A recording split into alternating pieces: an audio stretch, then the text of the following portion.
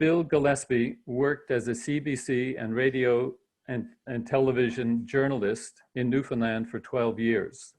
He then moved to Ottawa as a reporter, producer, and occasional host of the national weekly CBC radio news program, The House.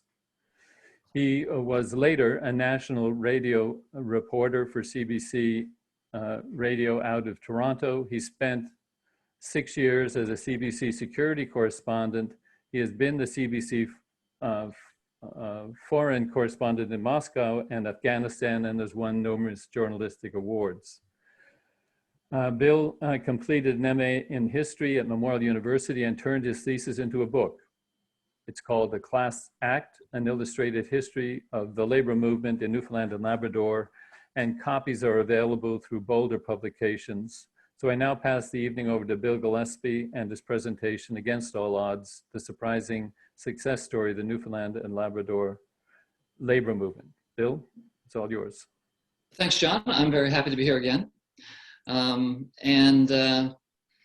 For those of you who may not have seen the poster or the preamble, the story essentially is that Newfoundlanders built the most powerful, organized labor movement in North America, perhaps the Western Hemisphere, for decade after decade after decade.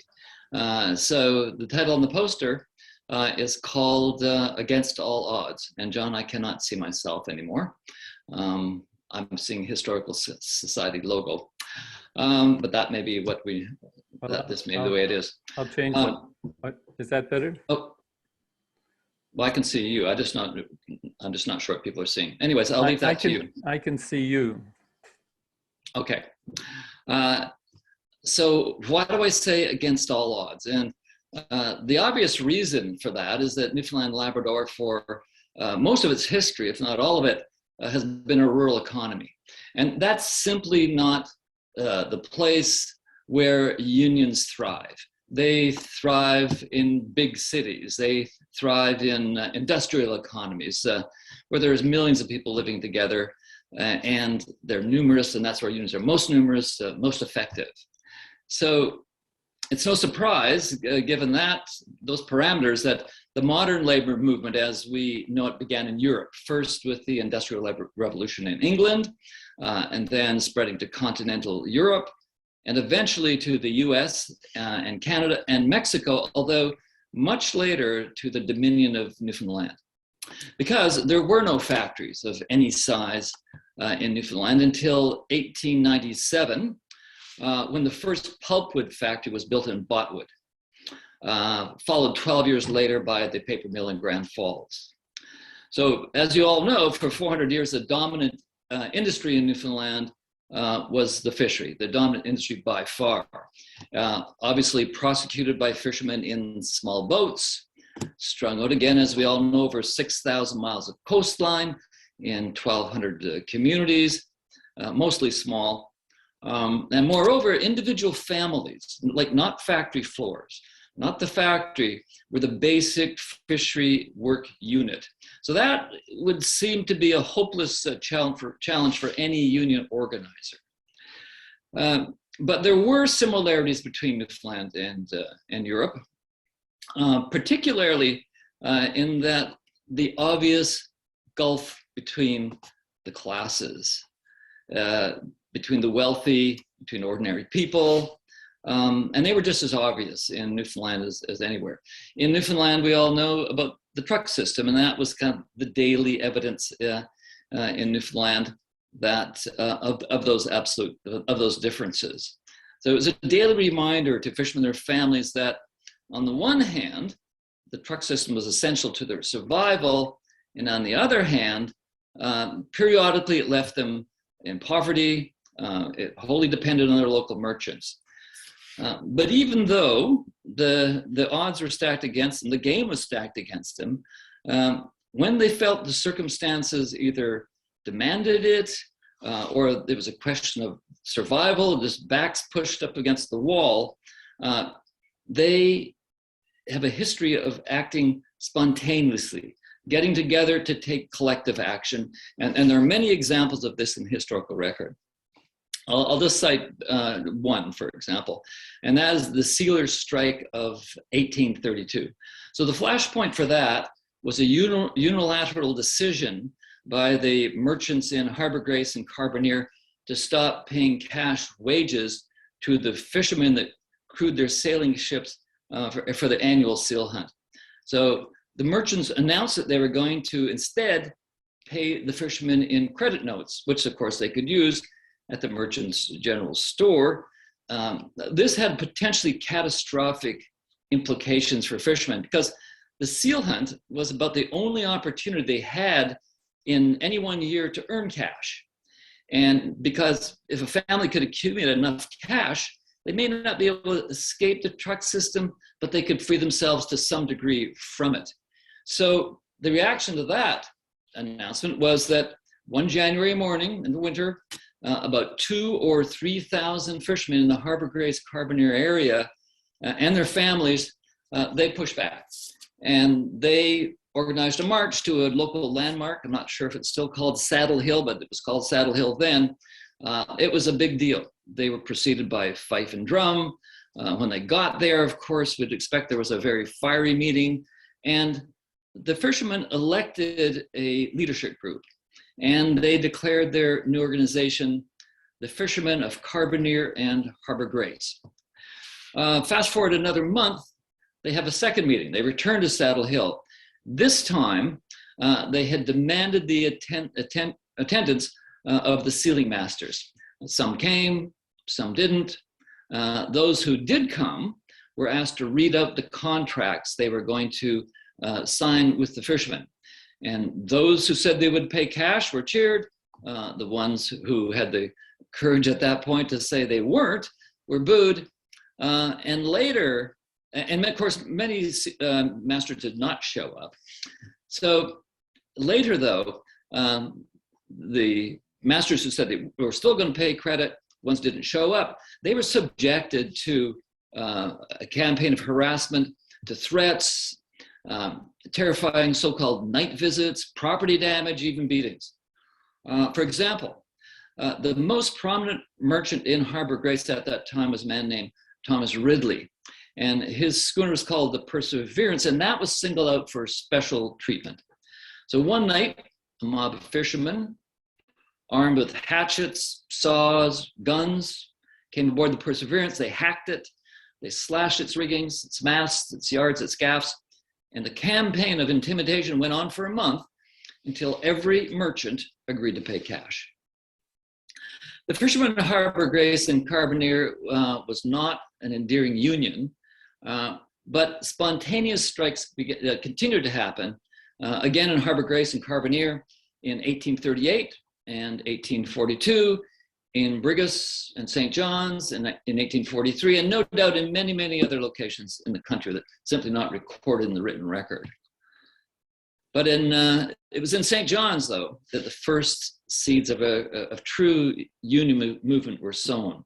In 1837, a cooper named Lawrence Barron spearheaded the creation of something called the Mechanics' Society.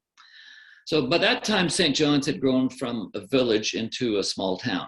It had a post office, it had a newspaper, grammar school, dozens of coffee houses and taverns, and a population large enough to support a small class of about 800 tradesmen. There weren't enough in any one trade to form a union based on a trade, so the Mechanics' Society was an umbrella organization, and it was open to any tradesman who was willing to pay a hefty 18 shilling joining fee and 1 shilling a month dues going forward. And just for context, in the 1800s, at that time, 1 shilling was the equivalent of a day's wages for tradesmen. So it obviously took a real commitment to the organization to join it. But the Mechanics' Society was not a union either. It was simply a precursor. It was a working class mutual aid society, and it emphasized self-help. It was modeled on the so-called friendly societies in England. They had created reading libraries for working people, and in the absence of a welfare state, They pooled their monthly dues to create modest sickness insurance programs, and perhaps most importantly, a program of death benefits, because dying in a pauper's grave was the worst indignity a working person could suffer, and friendly societies ensured a dignified end to a working life. By the 1800s, the first real trade unions began to appear on the St. John's waterfront, and of course, they were connected to the fish trade. The first to organize were the shipwrights in 1851, followed by the seal skinners in 1854, and 1870s, the coopers, topographers, joiners, retail shop clerks who also organized. The shop clerks are particularly interesting because it wasn't until 1863, that was the first time that women were allowed to work in the shops on Water Street. So the creation of a retail workers' union on Water Street was not only the first white-collar union in Newfoundland, it was almost certainly the first union to include women. By the end of the century, bigger industries began to appear. In 1881, construction started on the Newfoundland Railway. 1882, a cordage and netting company opened on Roquewalk Lane in St. John's.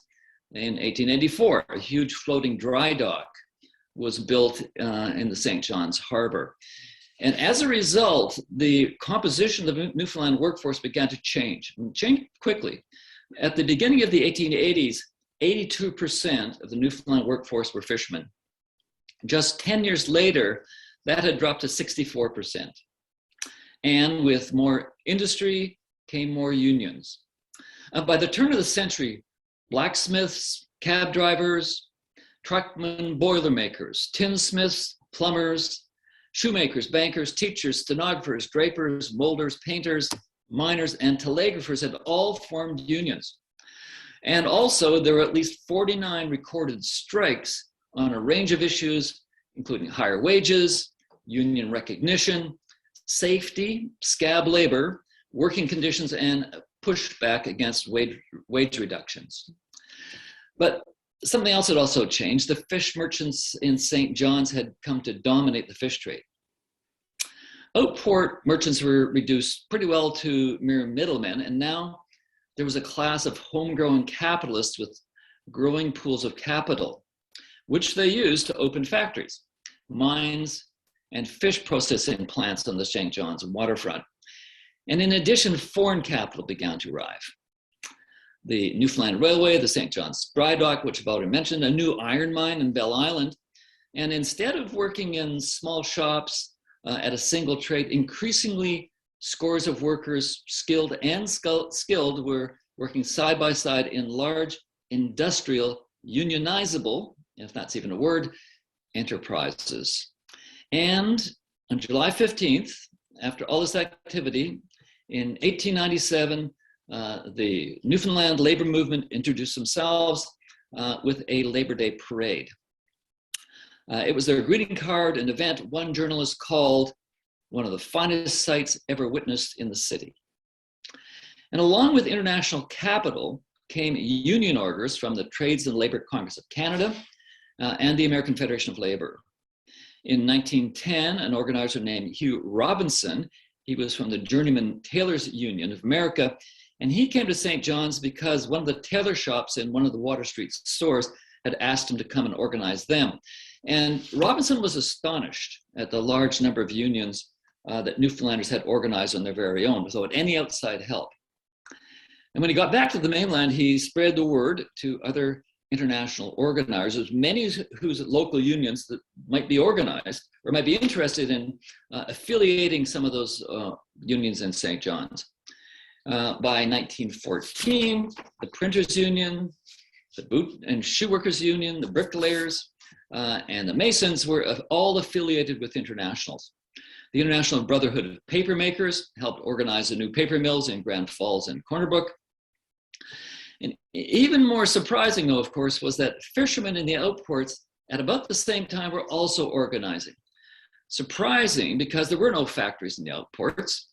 And of course, that brings us to the story of William Coker and the rise and fall of the Fishermen's Protective Union.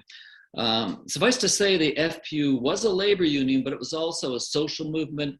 It was a cooperative society. It was a political party. But it was also evidence that given the right circumstances, fishermen, rural harvesters who owned and operated their own tools understood they were workers. They weren't small businessmen, they weren't co-adventurers, and they were ready and willing to act collectively, to unionize. So the FPU negotiated better fish prices, created a business network selling fishing gear and staples such as tea and salt beef and sugar. And as you know, its political arm elected several members to the House of Assembly. And had it not been for the intervention in 1914 of the First World War, the FPU and the broader labor movement might have achieved a lot more at that time.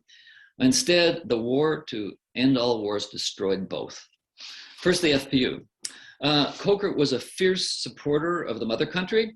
For example, even though he's 43 years old, he seriously considered volunteering for the army as a patriotic gesture. And he also committed the FPU to a wartime coalition government with the Liberals and the People's Party. And as an additional show of support, he put many of the FPU's most important legislative demands on hold. But it was his support for conscription that destroyed the Union. Pro-conscription feeling was high in St. John's, but it was very unpopular in the outports, and the FPU's local councils begged Coker to oppose it. Instead, he ordered the FPU's elected members to vote for it. And to much of the rank and file, this was a betrayal. It caused a split that sent the FPU into decline. And by the 1930s, some of its business enterprises survived, but it was finished as a union. And the union movement in St. John's also collapsed because the First World War was followed by a severe depression. So the craft unions, they lost leverage at the bargaining table. They also lost members. And even worse, the Great Depression hit in the 30s, and that was it. Most of the unions went out of existence. So by the end of 1933, only 7,000 Newfoundland workers still belonged to unions, and 2,000 of those were employed by the paper mills in Grand Falls and Corner Brook. But even the mill unions couldn't resist things such as an imposition of a 30% wage cut, a reduced work week that was decreed by the paper companies. Now, it was much the same story for unions and economies in the United States and Canada. So Newfoundland was not unique in that way, but the difference was, of course, that Newfoundland had forfeited its democracy and now was run by a cabal of bureaucrats appointed by Westminster. And the penny-pinching bureaucrats who were appointed by the British Parliament, they were given a pretty spare budget to keep the colony afloat. And it was insultingly inadequate. And of course, the 5-cent a day dole became to epitomize the penny-pinching commission government in the public mind, and people starved to death. As the situation became more and more desperate, a 35-year-old clerk at the railway named Walter Sparks decided Newfoundland workers had to take collective action again, starting with his office. And the Reed Newfoundland Railway had gone bankrupt. The railway was now owned by the government, the Commission of Government. So the commissioners were in effect Sparks' employer. And Sparks decided the best way to deal with the unapproachable commissioners was to form a union. So with the help of his fellow clerks, Frank and Irving Fogwell, and just as an aside here, for any of you who know the wonderful Helen Porter, Frank and Irving are her uncles. So Sparks began quietly circulating organizing cards to each clerk, asking him to sign the Declaration of Intent, which is still a practice today, and pay a small membership fee. And the organizing drive was successful. So in January 1935, a man named Frank Hall, who was the vice president of the Brotherhood of Canadian Clerks, came to St. John's to present Sparks and his colleagues with a framed charter, making them the BRC's newest local. The next step was to inform the commissioners that they were organized and the desire to negotiate a first contract. But to their amazement, the commissioners refused. And the commissioners apparently feared that making a deal with the clerk would be establish a dangerous precedent that would encourage other workers to organize. But the commissioners had underestimated Sparks. He went over their heads. He appealed to the British House of Commons. So through Frank Hall, Sparks enlisted the support of the British Labour Party. And then the matter of the Newfoundland Railway clerks was brought to the floor of House of Commons. The Commons ordered the commissioners to negotiate. A few months later, the clerks signed their first contract. And the success of the clerks did exactly what the commissioners feared it would. Suddenly, other railway workers began to organize. Engineers, maintenance shop tradesmen, linesmen, porters joined international unions. And as the number of unions grew, Sparks and a Grand Falls mill paper worker named Alphonsus Duggan took the first step to really relaunch the Newfoundland labor movement. They gathered in Grand Falls. They were joined by the Buckens Miners Union and founded in 1937 the Newfoundland Trades and Labor Council. So again, an umbrella organization. The unions had no money. They couldn't even afford to rent a hall, but the local Grand Falls station agent was sympathetic. He closed down the station for a Sunday afternoon, and they held their founding meeting there. And despite 30 to 40% unemployment at the time, unions were organized at the St. Lawrence Mine. The St. John's shop clerks reorganized, so did the plumbers, the carpenters, the bakers, the brewery workers, and a host of other unions were revived, even in the depths of the Depression. Sparks and his cohorts weren't Marxists. They may have been social democrats, but they certainly weren't radicals. Although, of course, they were accused of it by letter writers to the paper. And they understood what a catastrophic situation workers were in, and the fact that they didn't really have a lot of bargaining power, because it was still the Great Depression, and there were thousands of workers hungry for any job at almost any wage. So they courted public opinion, and their media strategy was that they wrapped themselves in the Union Jack, and they appealed to an old but still very powerful concept in Newfoundland at the time, the idea of British justice. So British justice meant fairness. So the socially acceptable thing in the labor context, in the idea of British justice, was that employers and employees should cooperate. And so for the next 25 years, the strategy of the movement was conciliation, not confrontation. It was really it was to get organized. And if they couldn't push for the wage demand they deserved or felt they needed, they would have to compromise around there. But the most important thing was to stay together, to act together, and move forward.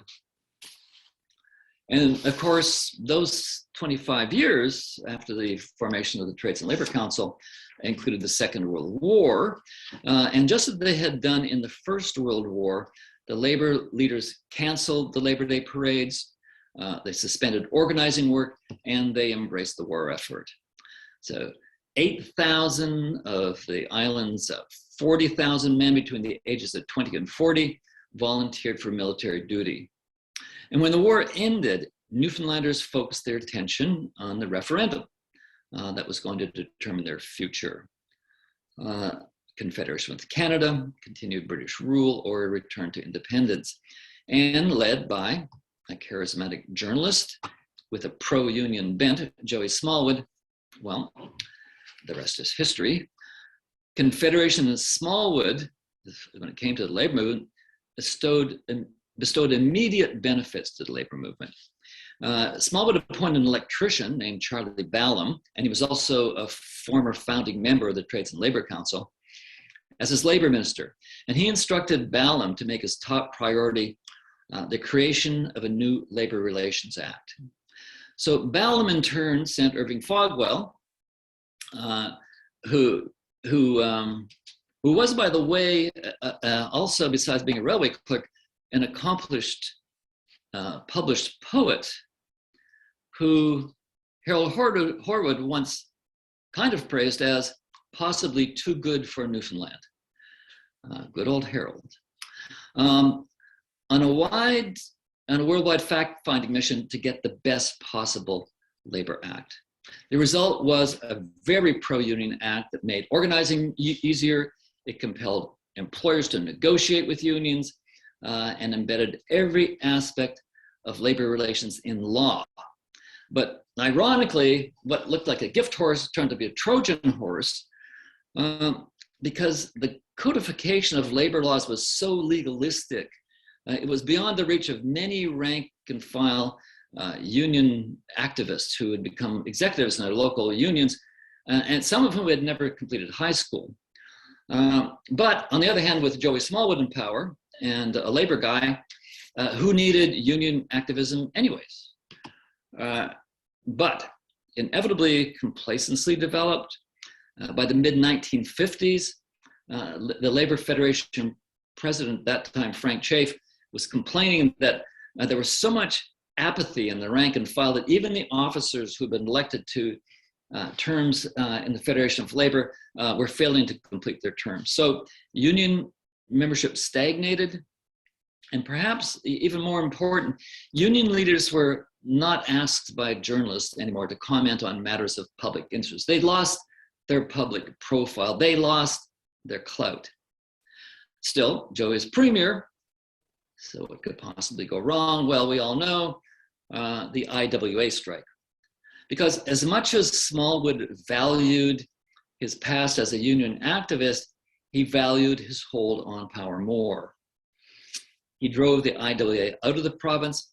He enacted draconian new labor laws that gave the cabinet, which was of course in reality him, the power to dissolve trade unions, and it made union leaders liable for illegal acts committed supposedly on their behalf.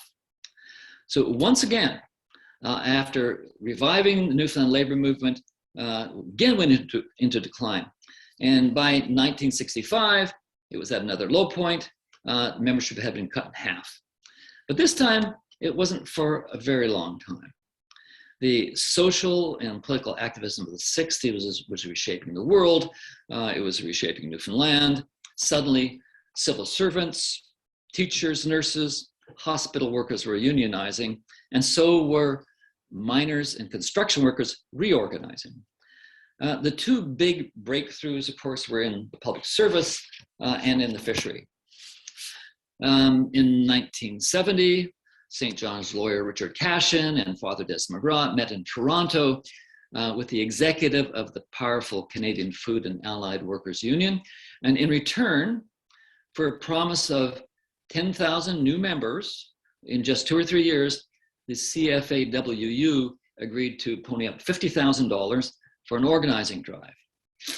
But by the mid-1970s, the Firstmen's Union had become a Newfoundland institution and a very important voice in the public arena. A surge in unionization in the public sector was just as important. After Confederation, the government of Canada spent billions of dollars trying to bring the threadbare public services it inherited from the Commission government up to Canadian standards. Scores of new high schools were built, the Trans-Canada Highway, new social programs, harbor improvements, all of which required more public employees to maintain and staff them. Public service unions followed. By 1976, union membership in Newfoundland had rebounded to 39.5% of the workforce. For comparison, the level in Canada at that point in time was 32%. And even 32% was far higher than it was in the US, where the labor movement had gone into a disastrous decline. Newfoundland was, at that point, maybe not for the first time, but certainly it was the most organized jurisdiction in North America, perhaps the Western Hemisphere. And buried in those numbers was also evidence that the unions had undergone a transformative change. The most important change was that now the majority of union members were women. And the so-called, especially in the so-called professions, female professions of nursing, teaching, healthcare, clerical work, a new generation of women activists formed.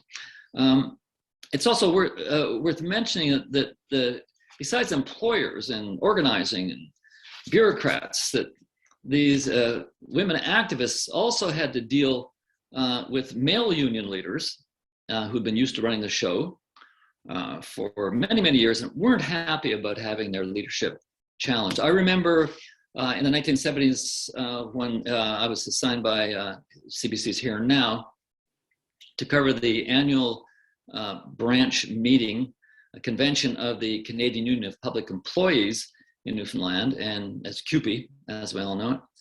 And I was surprised when I heard a male delegate refer to the elected female delegates as CUPE dolls. We all know that people such as Nancy Rich or Debbie Ford of the nurses and others put an end to that kind of talk.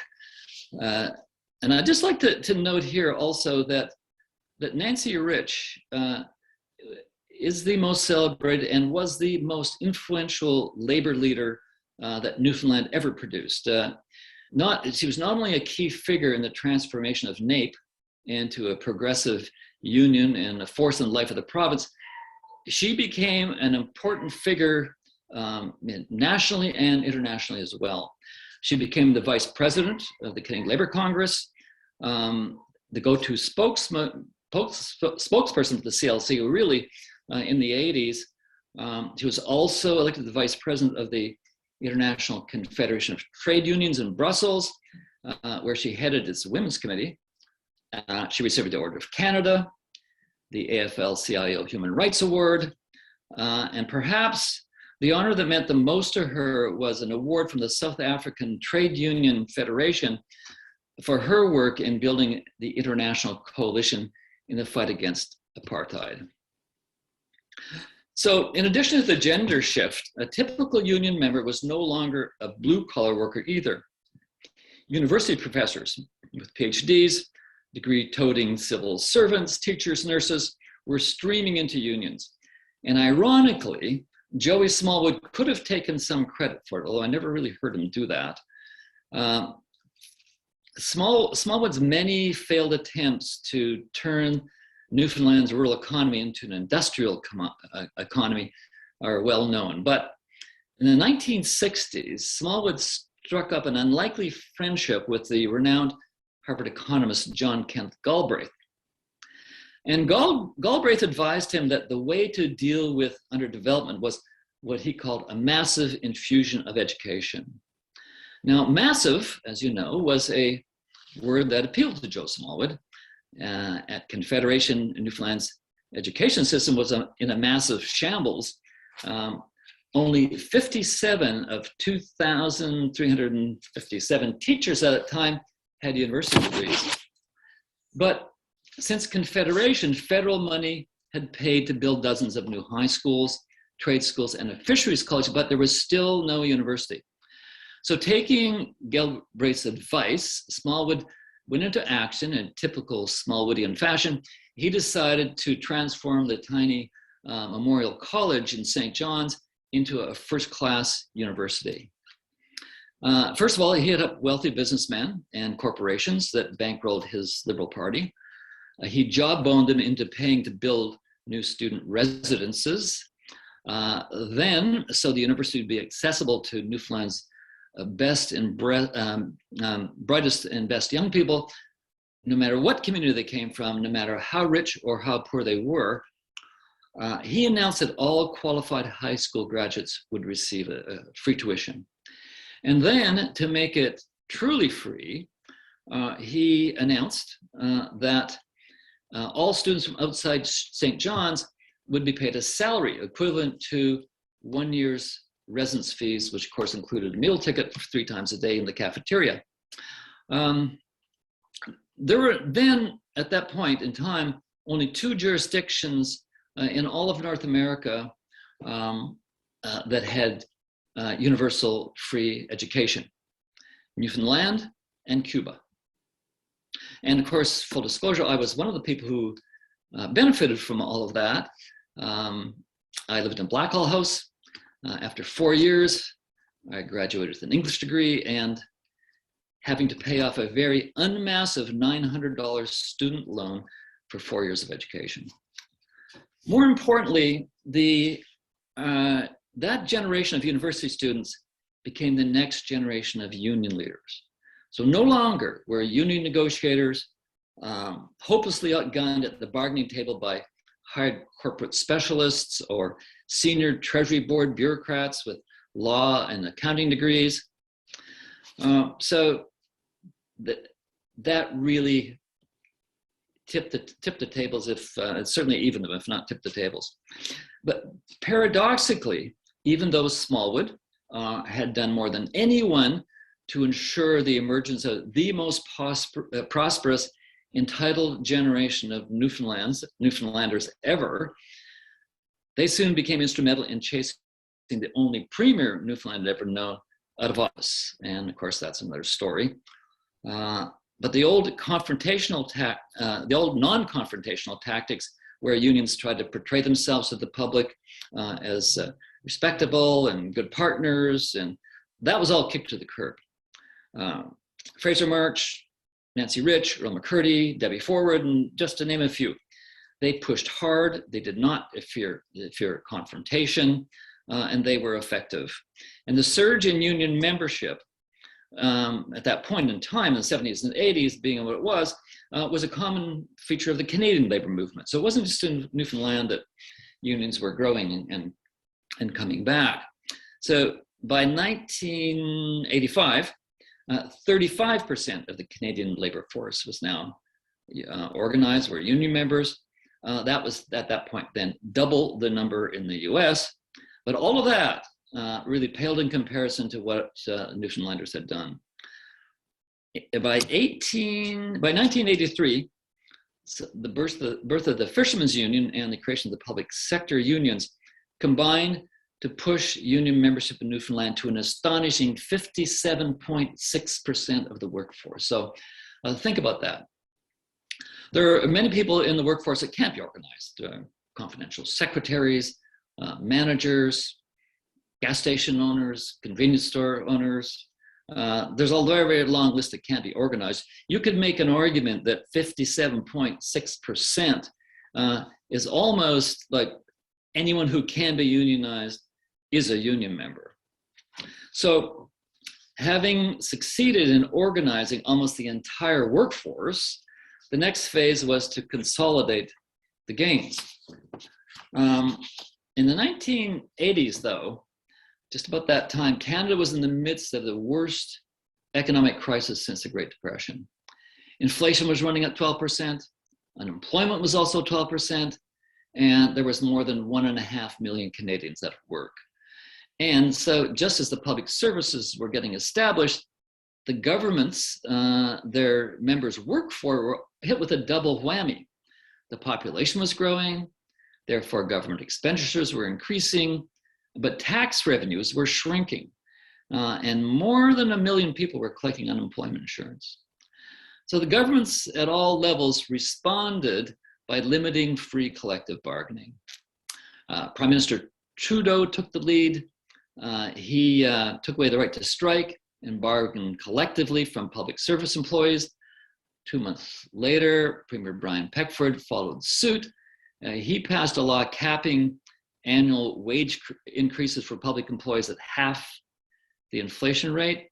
2 years later, he doubled down. That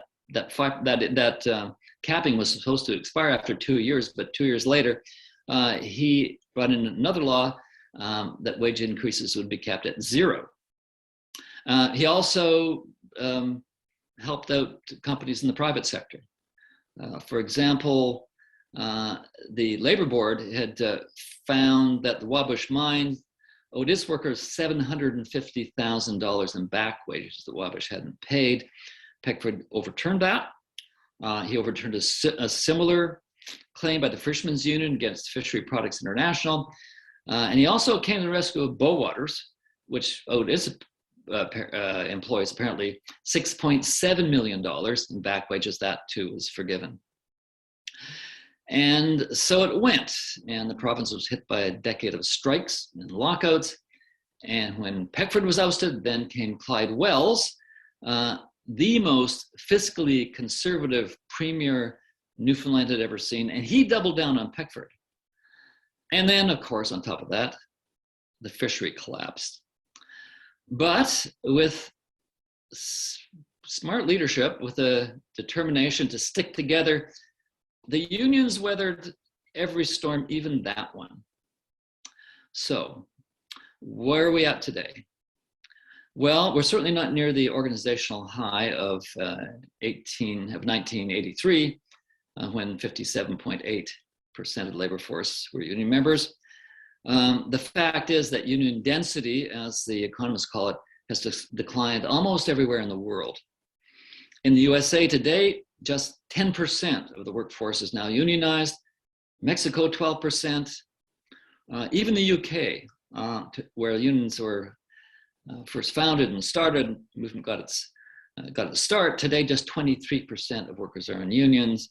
Canada has fared better. In Canada, 31% of Canadians are still union members today. And what about Newfoundland and Labrador? Well, despite the whipsaw ups and downs of the economy in the past 30 years, today 39% of Newfoundland and Labrador workforce is still organized.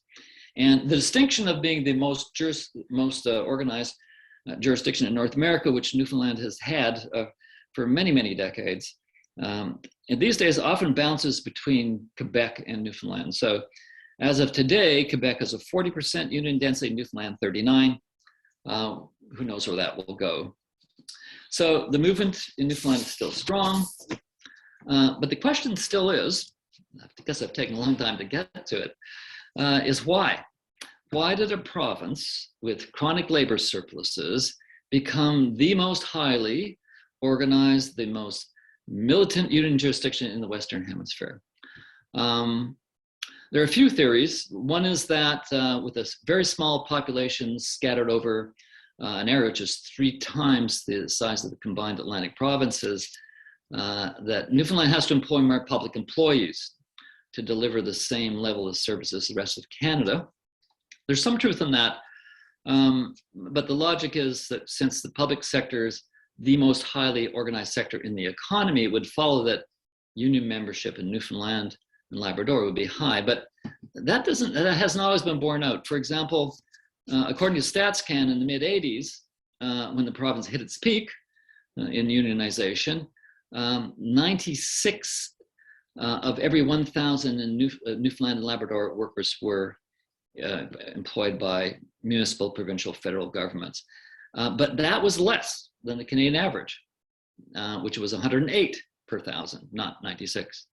Another theory is that before the cod moratorium, have the Fishermen's Union membership, a single industry, the fishery, accounted for such a large share of the workforce that once it was organized, it resulted in an extraordinarily high rate of union density.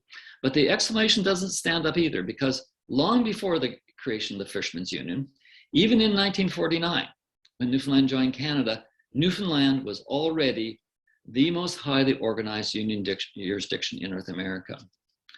So what is it about this rural province that made it such fertile ground for unionization? It's a question I put to every person I interviewed for my book, my research at university, from Walter Sparks to Joey Smallwood to Lana Payne, formerly of the Fishermen's Union, to one of Canada's leading labor historians, Dr. Greg Keeley, who was also my thesis advisor, to many more. And there is a consensus. There was a consensus among the people I talked to.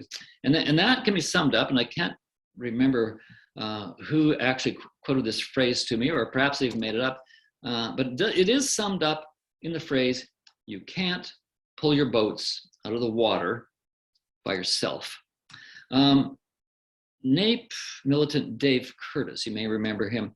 He grew up in Renews, and he explained it to me this way. He said, you know, in Renews, if someone got sick, you helped. And unions are just like that. They're an extension of that. At the end of the day, we're all in it together. And that goes to the whole idea of a fishing economy where you have to stick together to survive.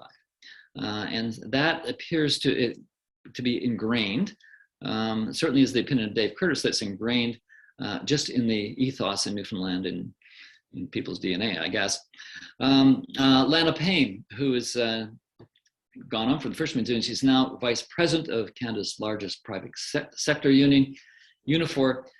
She told me her father was a member of the Carpenters Union, and she says he always credited the union for allowing him to earn a trade, to learn a trade, to earn a decent income and raise a family.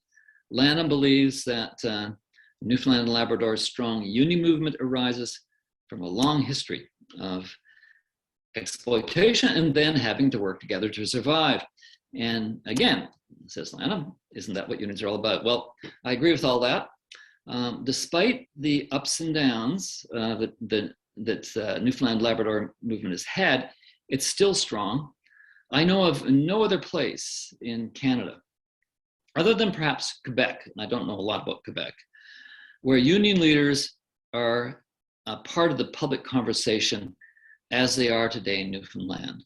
It just doesn't exist anymore, and I think that says something real about the movement and how things are today. That brings my lecture to an end. Okay, Bill, thank you very much. That was a wonderful repeat lecture, and the second time was even better than the first. Oh, so, God. It was. Well, maybe we do it 2 or 3 more times. And no. We could turn it into a 90-minute documentary film. Anyway, so this is the point where people can either ask a question or make a comment through the chat line, or to raise their hands and make the comment themselves. So I'm just looking for somebody that wants to do that.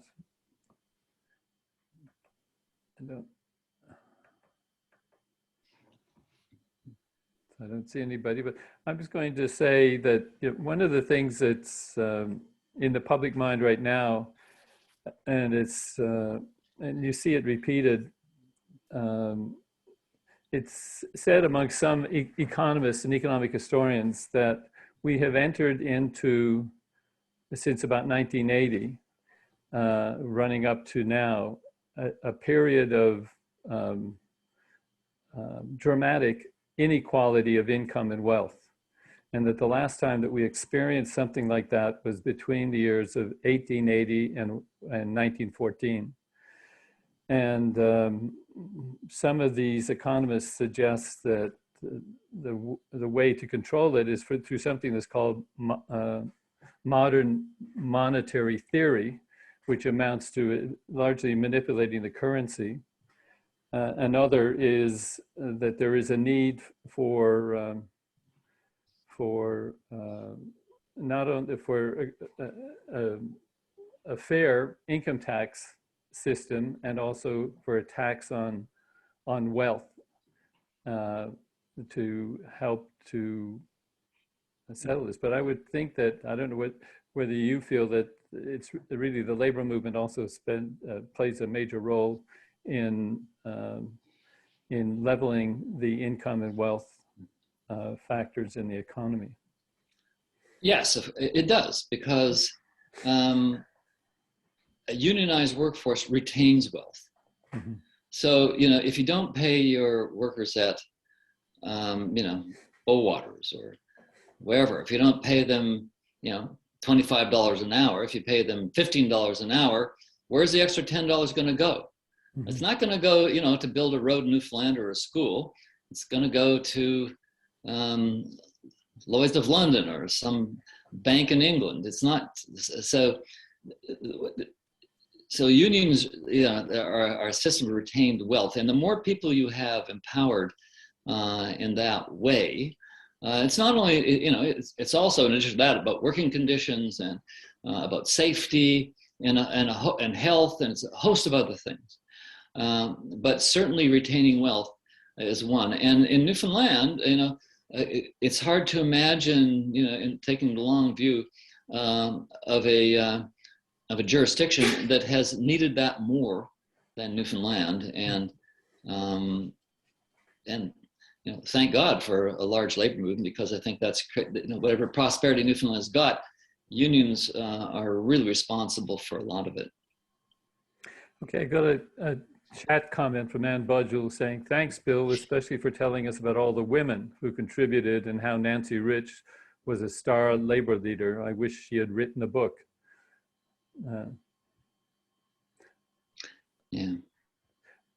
Bill, you said you interviewed, did you interview Nancy for your work?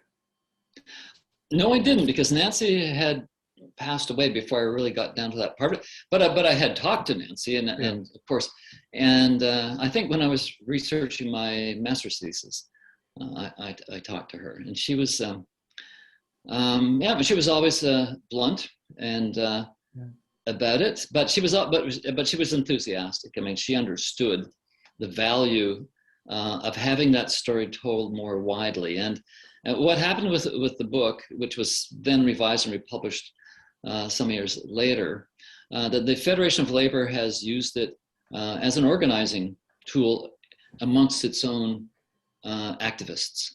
So, because it really did, it shows the bigger picture. It shows that you belong to something bigger. It's not just, you're not just one isolated person, in a small town or just in one small union or shop or whatever. You're part of a tradition. And Mary Shortall herself told me that was the reason that many, many years ago that she decided to actually devote her time and life to labor movement, because she saw that inspiring story when she was on I think at a labor conference in Ottawa, and just happened the book had come out and she read it then. And so, and I'm very proud of that because, I'm a real supporter of unions. I've been a union person all my life. And today I have a defined benefit pension plan to show for it. So, so I'm very pleased with that. I bet. Okay, there must be some other comments. I know that there's it's really quite it's a small but certainly very articulate audience that you've got here. Ron Crocker is raising his hand. Ron, can you unmute yourself? Yeah, can you hear me? Yeah, we can, sure. Great to see you, Bill, start with. Yeah. Great to see you, Ron. I bought your book. Oh, good. It arrived in the mail 2 days ago. I want to talk about a book, but not mine. I want to talk about a little bit about McCurdy's book, Earl McCurdy's book. Have you had a chance to see it? I have not. I only became aware of it a couple of weeks ago when I did the first lecture. Yeah. Well, I just finished reading it, and a couple of things that are worth commenting on. One is this, your theory that unions retain money and wealth in the communities where they're established. Earl makes an absolutely powerful, almost an indisputable case for that in terms of the rescue and salvation and maintenance and future, in many cases, of dozens of Newfoundland places that probably would be defunct at this point, absent the work of the union, and also the ability of that union. And McCurdy tells this story very well, obviously very close to it for 25 or 30 years, but the ability of that union to hold that collective crowd, which had lots of reasons to be disputatious and lots of reasons to be divided, but the ability of that union to keep it together and achieve the transformation from cod pre-1992 essentially to a shellfish fishery economy ever since then, or particularly since the turn of the century, is quite remarkable. And the other thing I'd say about the book is I never really, I'm not sure I fully understand it now, but I never really understood the incredible dynamic of the destruction of the cod stocks until I kind of, tracked it through Earl's account. So for the crowd on this call, I don't know how many are on it, but this is a book you really should have a look at it. It's, Earl's a clear writer. He's a clean writer. He was there for all of these events and was a pivotal player in them. And in terms of reinforcing most of your obvious or your messages about the values of unions in places like Newfoundland, you can't find a better blanket. That's interesting. I will read it. But Ron, you're a journalist. I'm a journalist. The real question I think we must have is, I haven't read the book, but is it objective? No, of course it's not. Of course it's not. It's if, yeah. I mean, it's as if I wrote a book on the CBC, which I never will. But no, it's a very, very well-researched book. And Earl had all of this stuff in his files, and he was involved in every major feud that has come up in the fishery since. I guess, I don't know, whenever he started there in the early 90s. Earl is, well, beyond dispute, a union supporter and a union leader. So no, he's not objective, but he's honest and fair, as far as I can see, as a journalist. He's also extremely smart. He's one of the smartest people I ever met. He was, when we worked on the university newspaper, like all of us kind of came from an arts background or something like that. And Earl was in math, he was super good in math, but he was very smart in all ways. One of the things that I think you can also mention is how skillfully Earl played the politics, and not just Earl, of course. The Fishermen's Union wasn't just Earl. But for example, when the cod moratorium hit, and John Crosby, who was fisheries minister at the time, had to come down and explain this. And of course, they organized huge demonstrations and yelled and shouted at him, and he swore at the fishermen and all that. But what that did, because it seemed like a hopeless cause, but what that did was that Crosby could go back to the federal cabinet and say, look, this is the way this is going down here. We're getting roasted. We have, we're going to lose 7 seats in Newfoundland if we don't do something about it. And gave Crosby a very strong hand in cabinet to get that massive, massive deal, which employed fishermen in the short term and put in something in place and saved what they could of the fishery, so it could make that transition to a shellfish thing. But when it came to tactics, Earl was brilliant. Well, Earl he could do long division sums for sure. But the hero who emerges, the political hero who emerges from Earl's book is Romeo LeBlanc of New Brunswick. Oh, really? And the reason I think, as far as I can read into the book, is that LeBlanc had an awareness and appreciation of the challenges of fishermen in Acadian fishermen in particular in northeastern New Brunswick. Okay, there's Steve Wallace has his hand up. So Steve, you've taken yourself off mute, so by all means, go ahead and ask your question or make a comment. Thank you, John. Enjoyed the talk, but I have a question. There's no doubt about the solidarity. You see it every time there's a disaster of one sort or another, that people have a way pitching in and coming together. And yet, for all the strengths of the union movement, I'm struck by its great difficulty in translating its bargaining power, such as it was, and had to be held off by the government in many instances, into political power. Now, that's a Canadian phenomena. The union movement bankrolled the NDP, but has never delivered the votes. But how do we explain that? In a sense, the same people who were unionized were in the old days electing merchants and lawyers and changing them for different combinations of merchants and lawyers, and still don't flex that kind of translation into politics, which would seem like an obvious extension of those solidarities. Mm-hmm. I don't know the answer to that, but I would suggest that part of it is that in a way that you wouldn't find in many other provinces, again, maybe Quebec,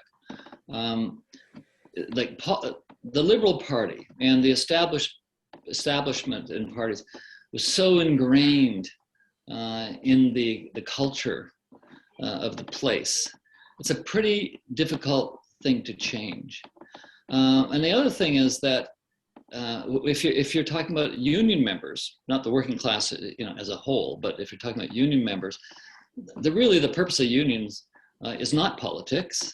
It's wages, working conditions. It's being able to have enough money to raise your family and dignity, and so on. So, and I guess you can go to the other thing that you'll often find is that, it's not just a feature of Newfoundland. I think, Steve, as you're pointing out, it happens everywhere.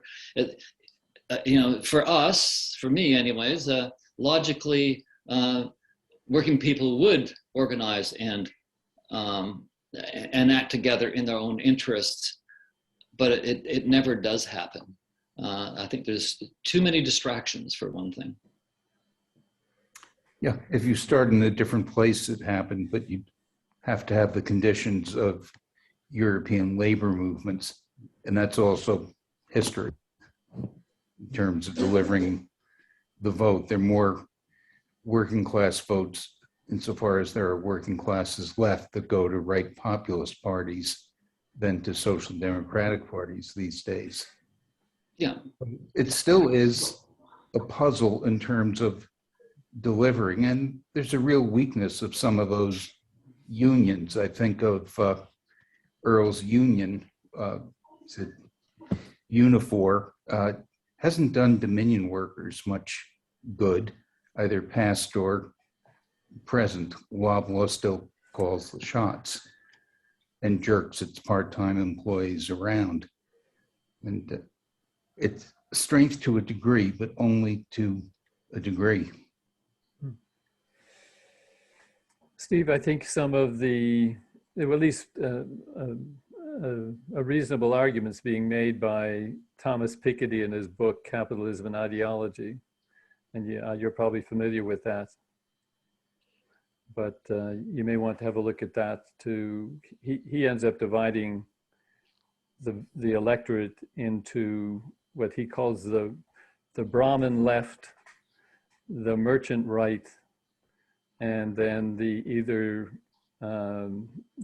nativist, and there's another category that I can't recall, and that it's really quite a dynamic thing of the way, and there seems to be general trends, particularly since about 1980, that runs through the United States, France, and United Kingdom, that and other jurisdictions that take those factors into account. But it's a complex situation. Yep. Okay, is any other comment or question? I don't see anybody else there. We'll give you another couple of minutes or a few seconds anyway. And if I don't hear from anybody, we'll draw this to a close. I see no raised hands. I see nobody on the chat line.